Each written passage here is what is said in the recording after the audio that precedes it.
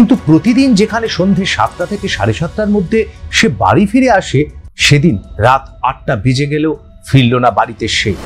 দুশ্চিন্তায় পড়ে যায় বাড়ির লোক। এমনকি টিউশন ব্যাচে নিশ্চিতের খোঁজ নিতে যায় তার ঠাকুরদা। নিশ্চিতের স্যার তাকে জানান রোজের মতোই ঠিক সময় মতো বেরিয়ে গেছে নিশ্চিত। হয়তো রাস্তায় কোথাও বন্ধুদের সঙ্গে খেলাধুলোয় মশগুল হয়ে পড়েছে সে। এটা ভেবে একাই রাস্তা দিয়ে নিশ্চিতকে খুঁজতে খুঁজতে ফেরার সময় হঠাৎই একটি পার্কের পাশে রাখা সাইকেল চোখে পড়ে তার ঠাকুরদা। এটা নিশ্চিতের সাইকেল না? তাহলে কি ও এখানেই আছে? রাত 10:30 নাগাদ তার বাবা ও মা হুলিমাভু পুলিশ স্টেশনে লিখিত অভিযোগ দায়ের করেন। আপনারা কিছু করুন স্যার, আমার ছেলে যাতে কিছু না হয় একটু দেখুন স্যার, প্লিজ। আপনি একটু শান্ত হন।